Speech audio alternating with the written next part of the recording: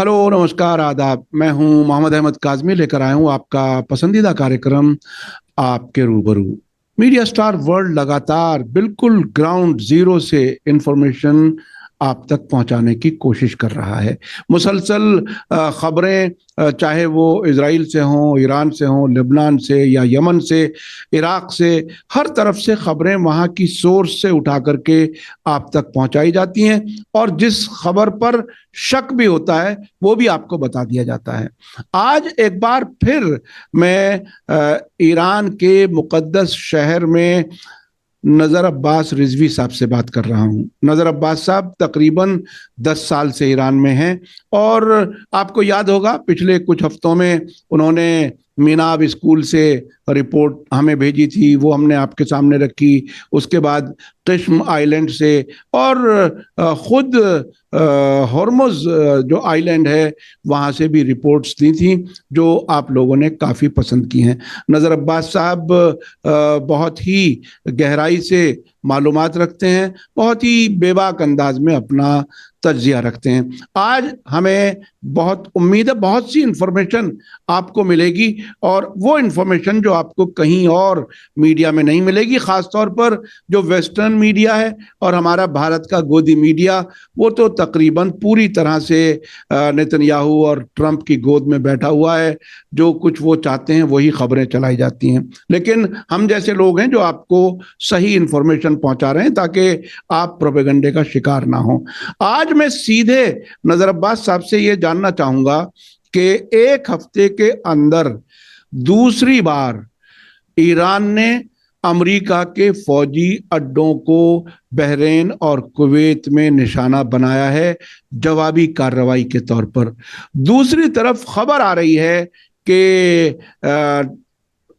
Israel की खुफिया agency pentagon में, व्हाइट हाउस में इतनी घुसपैठ कर चुकी है कि अब उन्होंने अपने खिलाफ जासूसी के खतरे को क्रिटिकल लेवल पर पहुंचा दिया है। यानी इजराइल और अमेरिका के बीच में भरोसा खत्म होता जा रहा है। अब से पहले तो हम ईरान को अमेरिका पर भरोसा नहीं है ये खबरें आप तक पहुंचा रहे थे। आज साफ साफ नजर आ रहा है कि अमेरिका और इजराइल के बीच में भी भरोसा नहीं है। मैं सवाल लंबा नहीं करता, लेकिन मैं ये समझना चाहता हूं कि इस वक्त जो ईरान ने हमले किए हैं, आज भी जब हमारी बात हो रही है, आज सुबह सवेरे भी हमले किए हैं, क्या कुछ है ईरान में, अब क्या हालात हैं, और इन फैसलों के साथ साथ कई और चीजें भी आ रही हैं, उसे आगे बढ़ के हम बात करेंगे। क्या कुछ हैं आज के हालात? बिस्मिल्लाहिर्रहमानिर्रहीम। सबसे पहले आपको शुक्रिया अदा करते हैं कि आपने एक बार फिर से मौका दिया इस प्लेटफॉर्म पे बात करने का। आपको और आपके तमाम व्यूअर्स को आदाब अर्ज़ करते हैं। जी देखिए, हाँ, इस वक्त जो कंडीशन है वो एक कंडीशन है नो वॉर नो पीस वाली। और ये कंडीशन एक ऐसी कंडीशन होती है जिसमें बहुत ज़्यादा कन्फ्यूज़न, बहुत ज़्यादा सवालात, बहुत ज़्यादा इबहामात खुद ईरान के अंदर जो लोग हैं या ईरान के बाहर जो दोस्त हैं, जो चाहने वाले हैं ईरान को, उन सब के ज़हनों में ये सवाल है कि आखिर ये किस कंडीशन में है, जंग चल रही है, सुलह हो गई है, सीज़फायर है, क्या है? ये एक ऐसी कंडीशन है जिसमें एक पेशेंस का इम्तिहान होता है, सब्र का एक इम्तिहान होता है, और जिसमें पहले जिसका सब्र खोता है, जिसका 2 इसमें फ़रीक हैं, एक यूएस और इज़राइल है, एक ईरान है, और एक इम्तिहान मेरे ख़्याल से चल रहा है सब्र का। जो भी पहले जो है पेशेंस को ख़त्म करेगा, जो भी अपने सब्र को ख़त्म करेगा, वो जो है वो इस जंग में हारेगा। और जिसके पास लंबा सब्र रहेगा, जिसमें पहले भी हमने देखा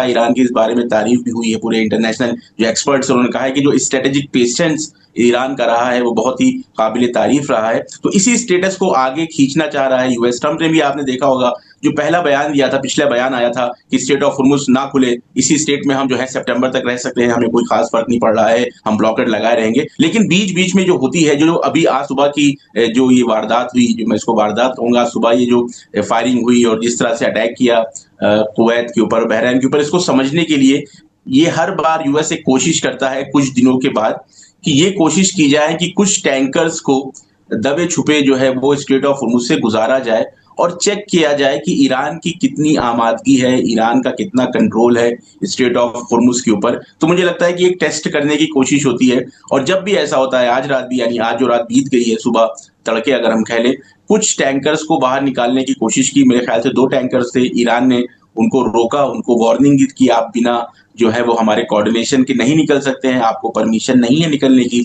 लेकिन उन्होंने उसको अनसुना किया, तो ईरान ने कुछ ड्रोन के ज़रिए से उसके ऊपर जो है वार्निंग शॉट्स वगैरह किए। एक को जो है वो ड्रोन जाके लगे और दूसरा जहाज जो पीछे की तरफ दोबारा मुड़ गया। जब ये हुआ तो अमेरिका ने, यूएस ने जो है इन्हीं जो गल्फ स्टेट्स हैं, पर्शियन गल्फ में कुवैत और बहरैन के बेसिस से यहाँ से फिर इन्होंने अटैक किया ईरान के 2 आइलैंड्स के ऊपर, किश्म आइलैंड के ऊपर और सिरिक आइलैंड के ऊपर, और उसमें जो है एक मामूली सा हमला करके कुछ नुकसान भी हुआ। उसमें एक फर्द की शहादत की खबर भी आ रही है, अभी कंफर्म नहीं हुआ है यहाँ पे हुकूमती लेवल पे, लेकिन इस तरह का अटैक किया। और जब ये अटैक हुआ तो ईरान ने कुवैत और बहरैन के ऊपर मिसाइल्स और ड्रोन के जरिए से अटैक किया, जो यूएस के बेसेस हैं, 5th फ्लीट जो बहरैन के अंदर है और जो कुवैत के अंदर जो इनका बेस है। इसी तरह से पूरा यही घटनाक्रम 3 दिन पहले भी हुआ था कि जिस तरह ये ईरान ने जो है कुवैत के ऊपर और बहरैन के ऊपर अटैक किया था, जब ये पूरा एक प्रोसेस दोहराया गया था उस वक्त भी। तो यूएस क्या चाह रहा है? यूएस ये चाह रहा है कि इसी स्टेट को आगे रखें,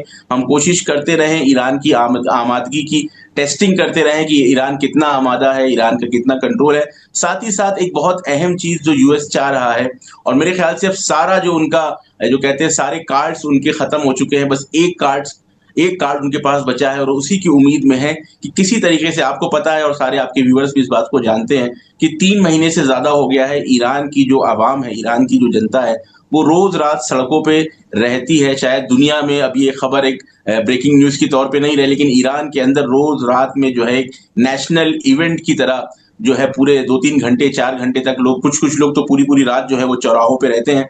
तो ये जो एक बहुत बड़ी पावर, एक बहुत बड़ी ताकत उभर के आई है इस जंग में ईरान के पास, कि ईरान की आवाम डायरेक्टली कनेक्टेड है इस पूरे जंग के माहौल से, और इसकी वजह से अंदरूनी इख्तलाफात, अंदरूनी जो मुश्किलात पहले हमने सुनी है, कभी जो है वो राइट्स हो रहे हैं, कभी हुकूमत के खिलाफ नारेबाजी होती थी, वो सारे जो प्रॉब्लम्स थी वो खत्म हो चुकी हैं। तो अभी जो ट्रंप और यूएस की कोशिश है किसी तरीके से ये जो जमीन के ऊपर आवाम का सपोर्ट है ईरान के अंदर, उसको कमजोर किया जाए, उसमें किसी तरह के शुबहात ईजाद किए जाएं, उसमें किसी तरीके से जो है वो इख्तिलाफ ईजाद किया जाए, इसकी तरफ बहुत कोशिश हो रही है। और ये कोशिश जो है उस वक्त ज्यादा होती है, देखिए जब जंग का माहौल होता है तो पूरी मिल्लत जो होती है, पूरी कौम या पूरी जो आवाम है, वो एक मुत्तहिद होकर एक आवाज में कहती है कि दुश्मन को जो है वो सबक सिखाना है। लेकिन जब जंग की स्टेट नहीं रहती, नए तरह के शुबहात आते हैं कि भाई लेबनान में हमला हो रहा है, आप क्यों नहीं जवाब दे रहे हैं, देखिए हमारे किश्म आइलैंड पे हमला कर दिया, आपने बड़ा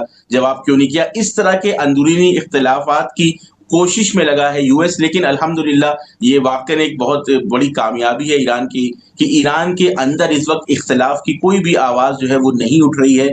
जो थोड़ी बहुत मामूली आवाजें उठती हैं उनको समझाया जाता है, उनसे बातचीत की जाती है, तो फिर एक इत्तेहाद के साथ लोग जो है दोबारा सड़कों पे रहते हैं। तो मुझे लगता है कि जो पूरा एक प्रोसेस है, क्योंकि अब इनके पास मिलिट्री पावर ऐसी नहीं रह गई है कि उसके जरिए से स्ट्रेट ऑफ हॉर्मुज को खुलवाया जा सके या ईरान को डराया धमकाया जा सके। जितने भी इनके पास हथियार थे, जो भी इनके पास हथकंडे थे, वो सारे अपना लिए हैं। तो इनके पास कोई भी ऐसी ताकत नहीं है यूएस और इजराइल के पास कि जिसके जरिए से ये ईरान को आके डरा सकें, धमका सकें या दबा सकें। तो अब ये इस तरह के अंदरूनी इख्तलाफात के जरिए से, या दूसरी तरफ आप देखें जो हमले तेज कर दिए हैं लेबनान के ऊपर, उसकी एक अहम वजह मुझे लगता है कि जब लेबनान के ऊपर हम हमले ज्यादा करेंगे, लेबनान के ऊपर मासूम बच्चों को कत्ल करेंगे, लेबनान के ऊपर सिविलियंस को जो है हम मारेंगे, पूरा लेबनान के गांवों को बर्बाद कर देंगे, तो एक पब्लिक सेंटीमेंट बनेगा ईरान के अंदर या पूरी दुनिया के अंदर कि भाई इतना हमला हो रहा है लेबनान में, ईरान जो है वो क्यों नहीं सपोर्ट कर रहा, ईरान जो है इजराइल के ऊपर क्यों नहीं हमला कर रहा। इस तरह के शुबहात ईजाद करना इस सोशल मीडिया के जरिए से, दूसरे प्लेटफॉर्म्स के जरिए से। लेकिन ईरान ने जिस तरीके से इस फितने को भी, इस हमले को भी जो है नाकाम साबित किया। आप देखें ईरान ने साफ कहा, पिछले 2-3 दिन पहले जो बात आई थी, ईरान ने कहा कि जब ईरान पे अगर बैरूत के ऊपर हमला होता है या लेबनान के ऊपर कोई बड़ा हमला होता है तो हम जो है फिर इज़राइल के ऊपर डायरेक्टली अटैक करेंगे। तो उसके बाद फिर वो सीज़फायर की बात आई और ट्रम्प का उसमें बयान आया। फिर ये बात भी सुनने को आई कि ट्रम्प ने जो है काफ़ी सख्ती से नेतन्याहू को डाँटा और उसके ऊपर प्रेशर बनाया कि ये जो बड़ा हमला करने वाले हैं बैरूत के ऊपर, ज़ाहिया के ऊपर, उसको बंद किया जाए। तो अल्हम्दुलिल्लाह इस मौक़िफ़ पे भी ईरान को अल्हम्दुलिल्लाह कामयाबी अभी तक मिलती आई है। अपने अंदर जो हालात हैं, अपनी आवाम को जो है समेट को रखा है, इत्तेहाद के साथ रखा है और किसी भी तरह की इख्तिलाफ की बात नहीं आ रही है। ये भी जो है एक कामयाबी की अलामत है। देखना अब ये है कि ट्रम्प और यूएस कितना लंबा इस पूरे स्टेट को बर्दाश्त कर सकते हैं, झेल सकते हैं, क्योंकि खुद हमने देखा कि अभी जो उनका हाउस ऑफ रिप्रेजेंटेटिव का इलेक्शन हुआ, वहाँ पे जो रिज़ॉल्यूशन पास हुआ, सॉरी इलेक्शन नहीं, रिज़ॉल्यूशन पास हुआ जिसमें आगे ट्रम्प की ताकत को महदूद किया गया। खुद रिपब्लिकन पार्टी के जो नुमाइंदे थे उन्होंने आके ट्रम्प के खिलाफ वोट किया कि वो ये समझाता है, ये बताता है कि खुद अपनी पार्टी के दरमियान ट्रम्प की ताकत, ट्रम्प का असर और रसूख जो है वो कम होता जा रहा है। तो ईरान का जो स्टैंड है ये न सिर्फ ये कि इस पूरे रीजन के ऊपर वेस्ट एशिया में पर्शियन गल्फ के जो ममालिक है वहां पे असरअंदाज है, बल्कि अब अमेरिका की सियासत को भी डायरेक्टली इफेक्ट कर रहा है ईरान की ये जंग का जो पूरा मसला है। और जैसे कि हमने पहले देखा था कि जब इनकलाब नया-नया आया था और एम्बेसी के ऊपर जो है यहाँ के जवानों ने कब्जा किया था और वो पूरा जो एक पूरा घटनाक्रम हुआ था, उसने जिस तरह से अमेरिका की पॉलिटिक्स के ऊपर उस वक्त के जो प्रेसिडेंट थे उनको हराया था, उसी तरीके से मुझे लगता है धीरे-धीरे ट्रम्प का पॉलिटिकल करियर भी ईरान जंग की वजह से धीरे-धीरे खात्मे की तरफ, धीरे-धीरे कमजोरी की तरफ जा रहा है। और इसी वजह से एक बहुत ज्यादा घबराहट और बौखलाहट है, चाह रहे हैं किसी तरह से डील हो जाए। कभी रूबियो कहते हैं कि हमारी डील होने वाली है, कभी कोई मीडिया हाउस कहता है कि ईरान के साथ डील होने वाली है, कभी कुछ कहते हैं, लेकिन इस पूरी स्टेलमेट की कंडीशन में अटके हुए हैं। और ये जो कोशिश करते हैं कि कुछ टैंकर्स निकल जाएं, कुछ शिप्स हमारे निकल जाएं, अगर एक भी शिप स्ट्रेट ऑफ होर्मुज से ईरान की कोऑर्डिनेशन के बिना निकल जाएगा तो आपको पता है कि मीडिया उसको किस तरीके से ट्रम्प की और वेस्ट की बहुत जीत की तरह दिखाएगा, एक विक्टोरियस इमेज क्रिएट करने की कोशिश करेगा। तो ईरान पूरी तरह से मुस्तैद है स्ट्रेट ऑफ होर्मुज को लेके। ये बात बिल्कुल क्लियर है कि स्ट्रेट ऑफ होर्मुज पे ईरान का कंट्रोल है और आगे भी रहेगा और किसी भी तरीके से स्ट्रेट ऑफ होर्मुज से बिना ईरान की कोऑर्डिनेशन से यहाँ से शिप्स नहीं निकल सकती हैं। ये एक अच्छा संकेत है, मैं कहूंगा कि पूरे इस खित्ते में शायद आने वाले वक्त में यहाँ के जो दूसरे ममालिक हैं उनको भी ये हौसला और हिम्मत हो कि हम भी इंडिपेंडेंटली अपने ऑयल रिसोर्सेज का इस्तेमाल करें, हम अमेरिका के ऊपर जो डिपेंडेंसी है उसको खत्म करें। लेकिन फिलहाल तो धीरे-धीरे ऐसा लग रहा है कि कुछ स्टेट्स, खास तौर से मैं सऊदी अरब और कतर के बारे में पहले भी कहता रहा हूं कि इनका जो रवैया है वो बदल रहा है, उनका रवैया धीरे-धीरे बातचीत वाला आ रहा है ईरान के साथ। लेकिन ये जो 3 स्टेट्स हैं यूएई, कुवैत और बहरीन, इन लोगों ने पूरी तरह से ये ठान लिया है, ये सोच लिया है। देखिए आप अभी भी जो हमले हो रहे हैं, ईरान जो पलट के कुवैत और बहरीन पे हमला कर रहा है, ये बिल्कुल क्लियर एक बात है कि जहां से भी हमला होगा हमारे ऊपर, हम पलट के वहां पे हमला करेंगे। किसी भी तरह का हम ऐसा नहीं है कि घबराहट नहीं हमें कि हम यूएस बेसिस के ऊपर अटैक ना करें। ओपन हैंड है ईरान का, ये भी इस जंग की एक पॉजिटिव चीज रही ईरान के हक में कि ओपन हैंड आ गया है। जब चाहते हैं, जहां चाहते हैं, यूएस एसेट्स पे हमला करते हैं, टारगेट करते हैं। और ये मुझे लगता है स्टेट अगर आगे बढ़ती रही और चलती रही इसी तरीके से तो इसमें ट्रम्प को और अमेरिका को बहुत नुकसान होने वाला है। ईरान के पास बेनिफिट ऑफ टाइम है, ईरान के पास बेनिफिट ऑफ ज्योग्राफी है ईरान इस स्टेट को लेके, क्योंकि ईरान का जो स्ट्रेटेजिक पेशेंस है वो बहुत मजबूत है, बहुत पुराना है। हमने देखा कई साल तक ईरान सब्र करता है। तो इस पूरी स्टेट में जो है कामयाबी की तरफ धीरे-धीरे ईरान बढ़ रहा है। लेकिन वही है कि ट्रम्प किस हद तक बर्दाश्त कर सकता है इस स्टेट को, किस हद तक जो है वो उलझ सकता है, ये ट्रम्प के ऊपर है। मुझे लगता है कि मिड टर्म इलेक्शन की जो होने वाले हैं उसमें जो हार होगी वो पूरी तरीके से ट्रम्प की एक हार होगी और उसके बाद जो है बड़ी जीत का ऐलान ट्रम्प करेंगे। ईरान के पॉइंट ऑफ व्यू से ट्रम्प जो है ये ऐलान करेंगे कि ईरान जीत गया है और मैं बैकआउट करना चाहता हूं। इंशाल्लाह कि ऐसा हमें सुनने को मिलेगा। जी, ट्रम्प ईरान की जीत का ऐलान करेंगे, ये एक बहुत अहम नतीजा आपने दिया। और ख़ास तौर पर आपने ये भी कहा कि इस ईरान जंग की वजह से ही ट्रम्प का सियासी कैरियर ख़त्म हो सकता है और ये कि सब्र का इम्तहान है और ईरान ने अब से पहले भी सब्र का इम्तहान पास किया है। एक तरह से कई मौके ऐसे हुए हैं। अच्छा, मैं बिल्कुल आज की ताज़ा दो अहम खबरें हैं जिसका मैं जिक्र करना चाहता हूं। एक तो सुप्रीम लीडर के एडवाइज़र हैं अली अकबर विलायती, जो पहले फॉरेन मिनिस्टर थे और शहीद रहनुमा के भी वो एडवाइज़र थे।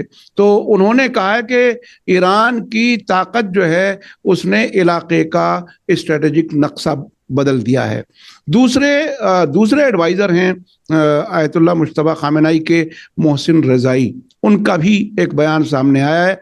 CNN से बात करते हुए उन्होंने कहा है कि अगर अमेरिका ने फिर से हमला किया तो ये अंधेरी और कभी खत्म ना होने वाली सुरंग में, यानी एक तरह से दलदल में दाखिल होने की शुरुआत होगी।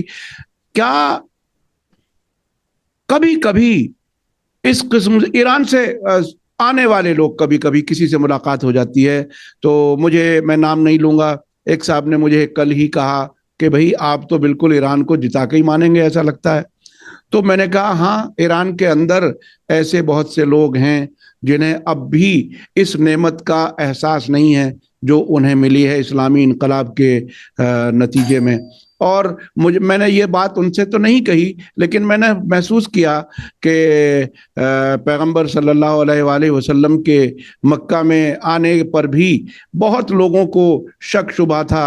किसी ने कहा था आप हम जैसे ही हैं, आप पे कैसे कुरान की आयतें आ सकती हैं, वगैरह वगैरह बहुत सी चीज़ें। तो ईरान में वो एक तबका है जो वोकल भी है और वो हुकूमत के खिलाफ भी कुछ ना कुछ बोलता रहता है। जैसे कि आपने कहा कि शकूक व शुबहात पैदा करने की कोशिश की जाती है, और उसको मैं महसूस करता हूँ। आयतुल्लाह मुश्तबा खामेनाई ने इमाम खुमैनी की बरसी के मौके पर जो बयान दिया, उसमें कई सवालिया निशान बन रहे थे कि क्या अंदर ऐसे हालात हो रहे हैं, इत्तेहाद को बाकी रखने की ताकीद, यानी कहीं कहीं दरारें कुछ मौजूद हैं, ऐसा उसमें इशारा आया। उसमें ये भी कहा गया कि ऐसी जंग, यानी साजिशों वाली जंग, एक तरह से वो लफ्ज उन्होंने इस्तेमाल किया, वो कोशिश कर रहा है दुश्मन हमारे दरमियान।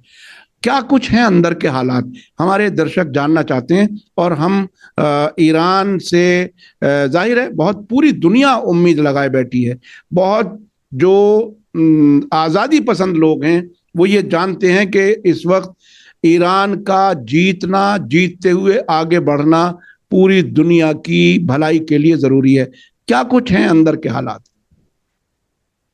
देखिए, अगर हम लोग इस्लामी तारीख को देखें, खास तौर से जंग सिफ़ीन की तरफ अगर हम नज़र डालें, तो ये एक दुश्मन का हरबा रहा है। और यही एक दुश्मन, चाहे वो उस वक़्त जो दुश्मन था या इस वक़्त जो दुश्मन है, उनका एक हरबा ये होता है कि जब वो मिलिट्री तौर से हार जाते हैं, तो फिर वो साइकोलॉजिकल वॉर, फिर नैरेटिव का वॉर, फिर मीडिया के ज़रिए से या आपस में जो लोग हैं, उनको उनके दरमियान इख्तिलाफ ईजाद करने की कोशिश। तो अमेरिका शुरुआत के 40 दिनों में तो पूरी तरह से उसने पूरी कोशिश कर ली। अपने सारे जो बड़े-बड़े फाइटर जेट्स थे, बड़े-बड़े वॉरशिप्स थे, जितनी भी टेक्नोलॉजी थी, बड़ी-बड़ी आईटी कंपनी में नाम लूँ, गूगल, एप्पल, सारी कंपनियाँ, पूरा एआई का सेटअप, यानी जितनी भी टेक्नोलॉजिकल मिलिट्री पावर थी, सब इस्तेमाल करके देख लिया कि किसी तरीके से ईरान को दबाया जा सके, ईरान को झुकाया जा सके। लेकिन उनको ये यकीन हो गया है अब कि हम इस ज़रिए से जो हैं, हम नहीं कामयाब हो सकते। तो अब फिर वो दूसरे लेवल पे वॉर आती है। कहा जाता है कि सीज़ फायर कर लिया जाए, और मुझे लगता है सीज़ फायर करके ये जो स्टेट बनाई गई है, नो वॉर नो पीस की, उसमें पूरी कोशिश ये है पिछले 50 दिनों से, तकरीबन 50 दिनों से ज़्यादा हो गया है, कि किसी तरीके से इख्तिलाफ ईजाद किया जाए। नो डाउट ईरान के अंदर मुख्तलिफ फ़िक्र के अफ़राद रहते हैं। मैं ये नहीं कहूँगा, मैं दावा नहीं करूँगा कि सब एक ही जैसी बात सोचते हैं, मुमकिन भी नहीं है। जहाँ पे एक डेमोक्रेसी होती है, जहाँ पे आवाम को आज़ादी होती है सोचने की, वो अलग-अलग नुक्ते नज़र से जो है सोचते हैं, उनका पॉलिटिकल ओपिनियन मुख्तलिफ हो सकता है। और इसी चीज़ के ऊपर इस वक़्त पूरी उम्मीद लगी हुई है अमेरिका की और इज़राइल की, अपने जासूसों के ज़रिए से, अपने लोगों के ज़रिए से, अपने मीडिया के ज़रिए से इस तरह के शक और शुबहा ईजाद किया जाए। इसी वजह से यहाँ के जो ज़िम्मेदार अफ़राद हैं, जैसे कि आपने ज़िक्र किया कि जो रहबर मुअज़्ज़म का बयान आया अभी, उसमें भी उन्होंने इत्तेहाद की तरफ बहुत ज़्यादा ताकीद की है। और अल्हम्दुलिल्लाह इस महाज़ पे भी ईरान के अंदर, आवाम के अंदर बहुत ज़्यादा इंसजाम है, बहुत ज़्यादा यूनिटी है कहीं ना कहीं से आवाज उठती है, लेकिन उस आवाज को फिलहाल मैं ये नहीं कहूंगा कि दबाया जाता है, बात की जाती है, समझाया जाता है कि हमारे सामने एक ऐसा दुश्मन है कि जब वो दुश्मन, मैं आपको एक बहुत ही दिलचस्प वाकया बताता हूँ। मैं आज सोशल मीडिया देख रहा था, तो सोशल मीडिया पे एक मैंने वीडियो देखी, ईरानी एक इन्फ्लुएंसर थे उनकी, वो एक महल्ले में गए तेहरान के कि जहाँ पे पूरी मसलन मकान, कई सारे मकान जो है वो पूरी तरह से डिस्ट्रॉय हो गए थे। उन्होंने इशारा किया कि जब पहला हमला हुआ 27 फरवरी को, 28 फरवरी को, तो इस घर से, मतलब वो मोहल्ले के ही वो आदमी थे, वहां रहते थे, उनसे बात कर रहे थे, कह रहे इन दो घरों से बस से बड़ी खुशी की आवाज आ रही थी, क्योंकि आप जानते हैं कुछ लोगों को लग रहा था कि ट्रंप आएगा तो हमको आजादी मिल जाएगी, हमको जो है निजात मिल जाएगी, इस तरह के फिक्र के लोग भी यहाँ थे। कह रहे इस तरह की आवाज यहाँ आई, लेकिन जब दूसरा हमला हुआ तो ये पूरे मोहल्ले के सारे घर तबाह हो गए, और वो अफराद की जो खुशी मना रहे थे ट्रंप के अटैक की, वो भी इसमें मारे गए। तो उनको ये बात हाईलाइट कर रहे थे कि जब मिसाइल आती है, जब बम आता है, तो वो ये नहीं देखता कि आप हुकूमत के सपोर्ट के हैं या आप हुकूमत की पॉलिसी से जो है वो अपोजिशन में थे, इस टाइप की बात नहीं होती है। ईरान का, पूरी ईरानी आवाम का दुश्मन है वेस्ट, पूरी ईरान की आवाम के खिलाफ काम करता है, क्योंकि इसी मिल्लत ने जो है उसको पिछले 40 सालों से जलील किया हुआ है।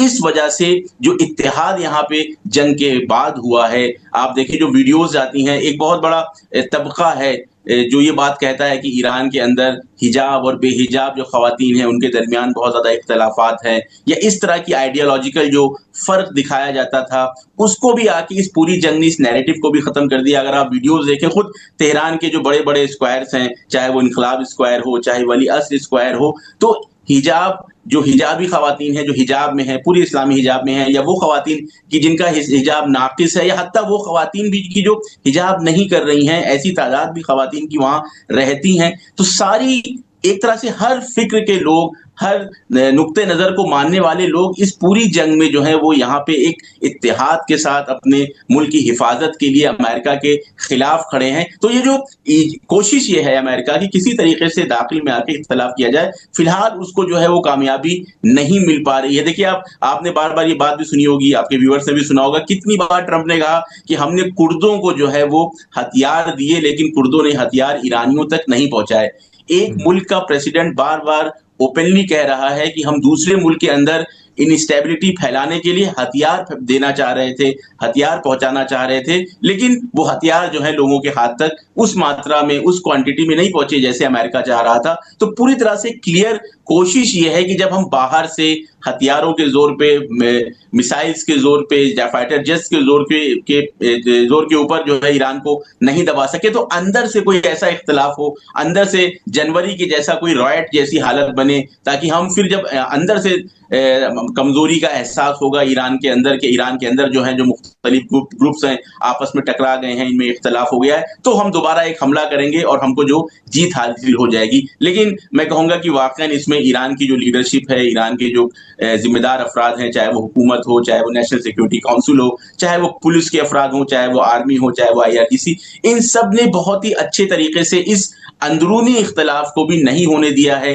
कहीं पे भी छीटाकशी नहीं है कि कोई किसी पे छीटाकशी कर रहा हो कि तुमने गलत किया। मैं ये नहीं कह रहा हूं कि नहीं होता है, बात होती है, डिस्कशन हो रहे हैं मैदानों में भी। अगर मैं जाता हूं, हम लोग जाके देखते हैं, सुनते हैं, तो वहां पे बहुत ही हीटेड डिस्कशन होते हैं, लेकिन बाद में आखिर में कहा जाता है कि हम अपने मुतालबात, ईरानी आवाम अपने मुतालबात रखेगी, लेकिन हम पूरी तरीके से अपनी हुकूमत के साथ, अपने मसूलीन के साथ हैं, उनका सपोर्ट करते हैं। और यही चीज जो है रहबर शहीद ने भी बार बार ईरान की आवाम को सिखाया है, यही तालीम दी है कि आप अपने मुतालबात हुकूमत से करें, लेकिन किसी की भी जो है आप इहानत ना करें, किसी के खिलाफ कोई बदकलामी ना करें, बहुत ही एहतराम के साथ, बहुत ही इज्जत के साथ। तो वो चीज जिसे मैं कहता हूं कि एक इम्तिहान था, वो तालीम की जो रहबर शहीद पिछले 30 सालों से ईरान की आवाम को दे रहे थे, ईरान की आवाम इस सख्त वक्त में, उस इम्तिहान में जिसकी तैयारी करा रहे थे रहबर पिछले 30 सालों में, वाकई बहुत ही बेहतरीन तरीके से कामयाब हुई है। सारे मुतालबात ईरान की आवाम कह रही है कि हम मुज़ाकरात जो करेंगे, नेगोशिएशन करेंगे,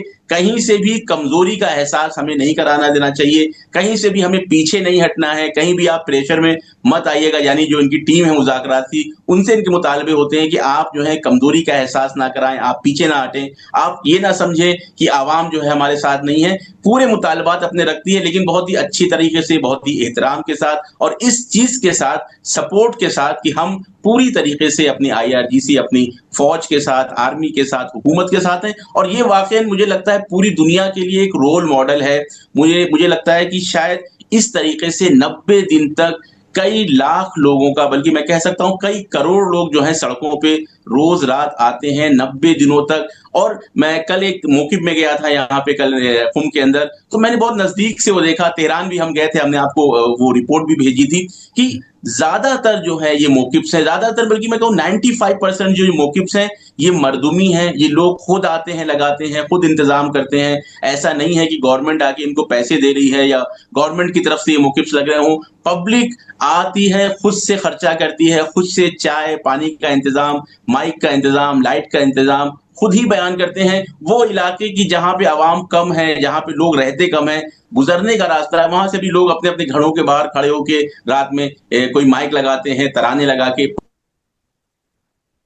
परचम हाथ में लिए रहते हैं। तो ये मुझे लगता है कि इंशाल्लाह वक़्त एक ऐसा आएगा कि पूरी दुनिया ये जो मॉडल है, जो हकीकी मॉडल है डेमोक्रेसी का, कि जो इस वक़्त ईरान पूरी दुनिया को दिखा रहा है, समझा रहा है कि अपने मुल्क को चलाने में हमारी आवाम हर वक़्त आमादा है, हर फ़ैसले में आवाम शरीक है, मुज़ाकरात हों, जंग हो, किसी भी तरह की हालत हो, तो आवाम का पार्टिसिपेशन बहुत ही माइंड ब्लोइंग है, बहुत ही ज़बरदस्त है। और इंशाल्लाह आने वाले वक़्त में जब ये हालात जंग के ख़त्म हो जाएँगे, दुनिया के जो समझदार लोग हैं, दुनिया का जो इंटेलेक्चुअल तबका है, उसकी तवज्जो इसकी तरफ भी जाएगी कि ये जो हकीकी मॉडल डेमोक्रेसी का ईरान ने दुनिया को सिखाया है, ये वाक़ईन बहुत ही नायाब है, बेशकीमती है, बेनज़ीर है। कहीं पे भी इतनी बड़ी तादाद में 90 दिन तक जंगी हालात में, अभी तो ख़ैर मिसाइलें नहीं बरस रही हैं, शुरुआत में आपको याद है कि मिसाइलें बरसती थीं, बम बरसते थे, उसी में ये लोग सड़कों पे रहते थे।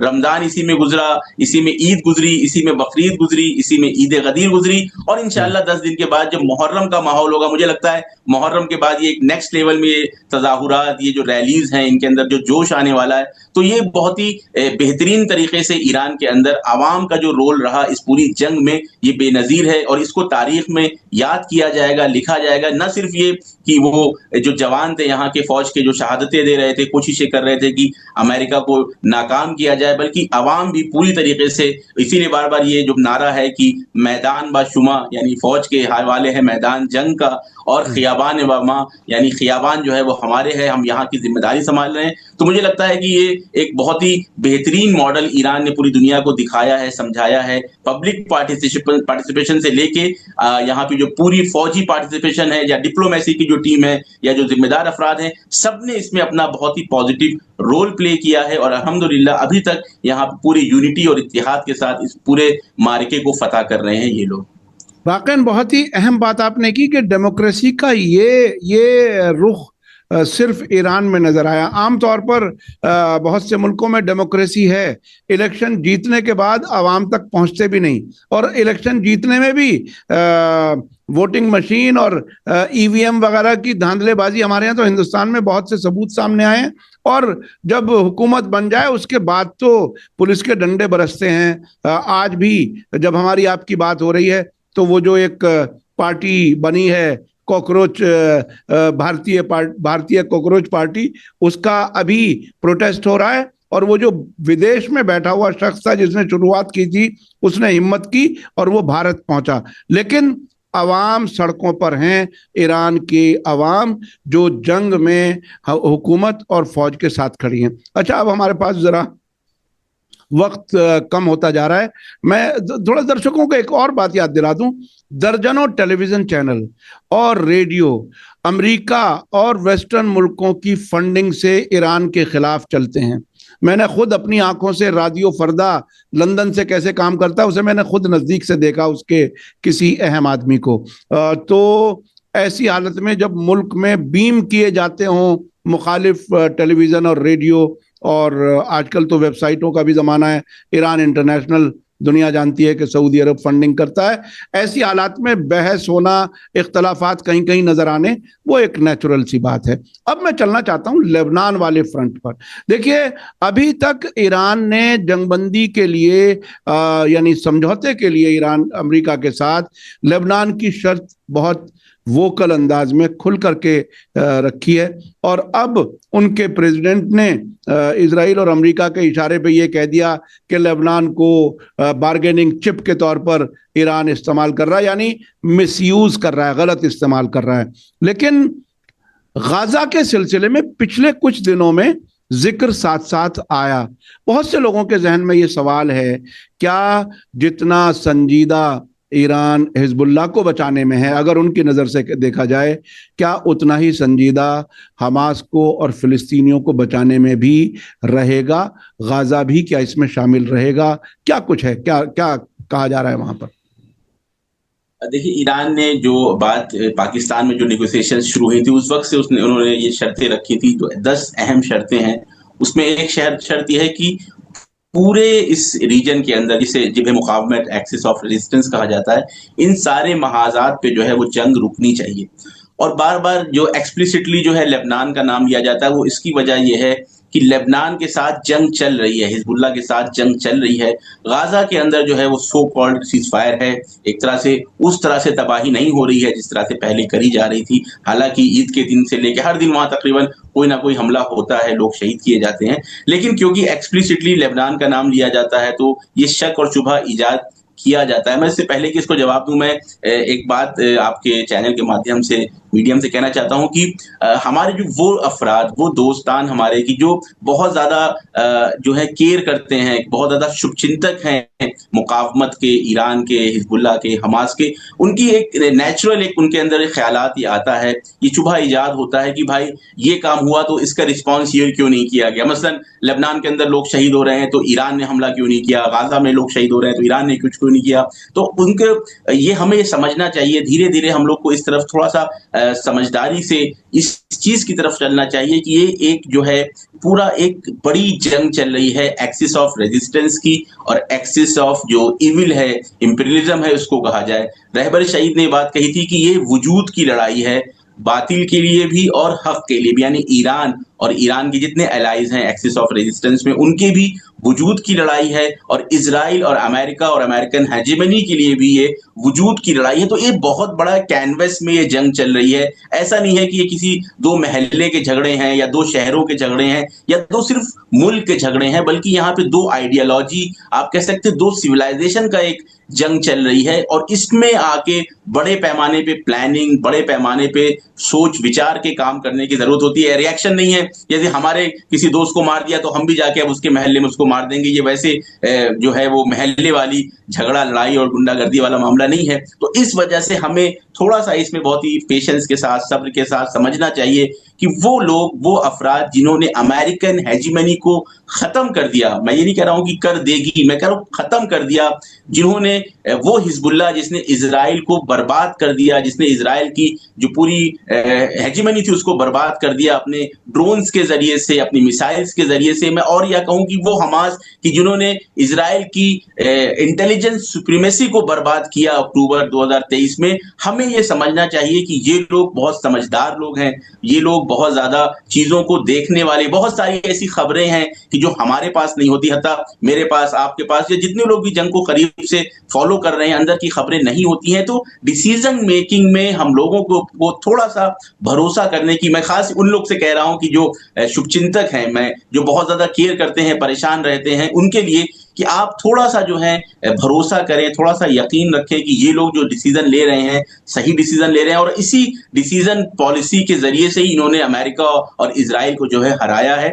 इसके साथ साथ अब जो असल सवाल था कि गाजा की तरफ तवज्जो क्यों नहीं है, तो ऐसा नहीं है, गाजा की तरफ तवज्जो है। कुछ लोग, मैं मुख्तलिफ शोज में गया तो जो एंटी ईरान स्टैंड लेने वाले कुछ एक्सपर्ट्स कहते हैं, उनका ये कहना होता है, तो मुझे ताज्जुब होता है और मुझे हैरत होती है कि ये बात वो इंसान समझ रहा है कि जो ईरान के मुखालिफ स्टैंड पे कह रहा है। वो लोग कहते हैं कि देखिए जंग जो है वो 1 मार्च को या 28 फरवरी को नहीं शुरू हुई है, ये जंग जो है वो 7 अक्टूबर 2023 को शुरू हुई है। खुल के कहते हैं, यानी वो लोग कि जो यूएस का सपोर्ट करते हैं, इजराइल का सपोर्ट कर रहे हैं, ट्रंप का सपोर्ट कर रहे हैं, ईरान के खिलाफ बात करना चाहते हैं, वो कहते हैं कि ये जंग 7 अक्टूबर से शुरू हुई है। यानी दुनिया के जो एक्सपर्ट्स हैं उनको ये समझ में आ रहा है कि पूरा जो जंग है, ये जो पूरे बड़े पैमाने पर जंग चल रही है, इसकी शुरुआत 7 7 अक्टूबर है, तो कोई ये नहीं कह सकता कि ईरान ने या हिज़्बुल्लाह ने या अंसारुल्लाह ने गाज़ा को छोड़ दिया, फ़िलिस्तीन को छोड़ दिया। ये पूरा महाज़ एक महाज़ है, ये उसी जंग का कंटिन्यूएशन चल रहा है। तो ईरान ने अपनी शर्तों में से एक शर्त ये रखी थी कि पूरे